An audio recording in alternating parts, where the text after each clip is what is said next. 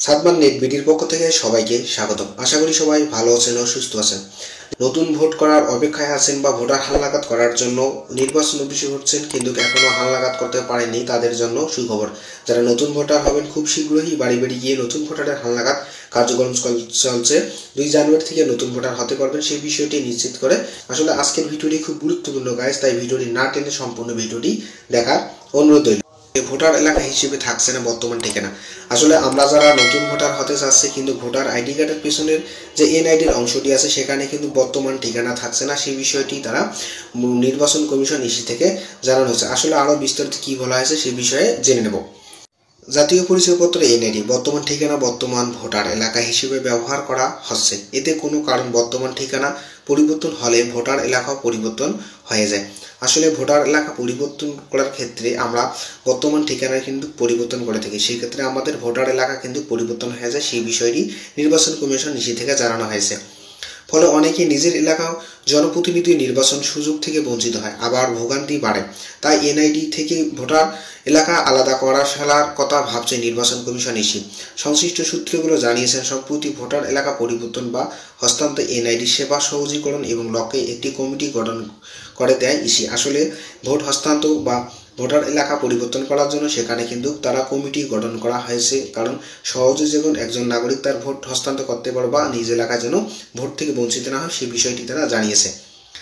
সেবা দিতে বিভিন্ন সদস্য পরামর্শ পর্যালোচনা করে একটি কমিটি একটি সুপারিশ রয়েছে যা বাস্তবায়িত রয়েছে এবং কমিটি প্রধান ও ইসি উপপরিচালক মাজহারুল ইসলাম সই করা এক সুপারিশ ইতিমধ্যে সচিবের দপ্তরে রয়েছে।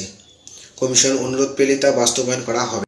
কর্মকর্তারা বলেছেন, কোনো নির্বাচনের তফসিল ঘোষণার পর থেকে ফলাফল ঘোষণা পর্যন্ত ভোটার হস্তান্তর কার্যক্রম বন্ধ থাকে। এই সমস্যা নির্বাচন কমিশন অনুমতি ব্যতীত হস্তান্তর কার্যক্রম সম্পন্ন করা হয় না।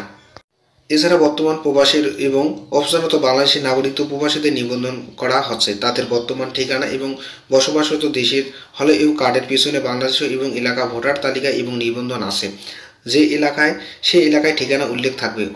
নিবন্ধন ফর্ম এবং পূরণ সময় প্রবাসের ঠিকানা এবং তথ্য সংগ্রহণ করা হবে। সেক্ষেত্রে বর্তমান ঠিকানা ও ভোটার এলাকা নিয়ে একটি জটিলতা তৈরি হয়েছে। এছাড়া নাগরিকদের বিভিন্ন দপ্তরিক প্রয়োজন এবং বিদেশের গমনের ক্ষেত্রে এবং জাতীয় পরিচয়পত্র ঠিকানা এবং পরবর্তী প্রয়োজন হলে তা সম্ভব হয় না। এ কারণে ভোটার হস্তান্তরের সাথে জাতীয় পরিচয়পত্র বর্তমান ঠিকানা পরিবর্তন এতপ্রভাবে জড়িত। এক্ষেত্রে ক্যাশ টু ক্যাশ নথিতে এবং উপস্থাপন করা নির্বাচন কমিশন এবং অনুমোদনক্রম এবং হস্তান্তর কার্যক্রমে অনেক সময় প্রয়োজন হয় এবং নাগরিকরা ক্ষতির সম্মুখীন হয়। এই বিষয় এবং বিবেচনা দিয়ে সেবা সহজীকরণ কমিটি এবং সুপারিশ রয়েছে। আসলে এনআইডি সেবা সহজ করার জন্য যারা বিদেশে ভোট করছে তাদেরও যেন বাংলাদেশের নাগরিক হিসেবে দ্রুত সময় ভোট দিতে পারে সেই বিষয়টিও তারা জানিয়েছে। কমিটির সুপারিশ এনআইডি নেওয়ার সময় বা নতুন ভোটার হওয়ার সময় নির্বাচিত ফরমে স্থানীয় বর্তমান ও ঠিকানা পাশাপাশি ভোটার এলাকা লিপিবদ্ধ করার কথা বলা হয়েছে। সংশ্লিষ্ট কর্মকর্তারা বলেছেন, ভোটার তথ্য সংগ্রহণ সময় ভোটার 3টি ঠিকানা থাকবে, যথা এক বর্তমান বা যোগাযোগ স্থানীয় ভোটার ঠিকানা। একজন নাগরিক 3টি ঠিকানায় হলে একই হলে পাশে অথবা একাধিক স্থানে হতে পারে। জাতীয় পরিচয়পত্রের পেছনে বর্তমান বা যোগাযোগের ঠিকানা উল্লেখ থাকবে। এটা দেশের বা প্রবাসীর ঠিকানা হতে পারে। ভোটার ঠিকানা এবং স্থানীয় ঠিকানা ডাটাবেস থাকবে, তবে ভোটার ঠিকানা মুদ্রিত এবং ভোটার তালিকা উল্লেখ থাকবে। আসলে যেখানে এনআইডি বা প্রবাসী এনআইডি করবে সেখানে কিন্তু তাদের 3 ধরনের ঠিকানা উল্লেখ থাকবে, যে কোন এলাকায় বসবাস করে আসছে এবং কোন দেশে আছে বা প্রবাসীরা, সেটাও কিন্তু সেখানে নিশ্চিত করে জানিয়ে দিয়েছে নির্বাচন কমিশন ইসি থেকে। যারা নতুন ভোটার হবে তাদের জন্য, যে প্রবাসী তাদের জন্য সুসংবাদ জানিয়েছে।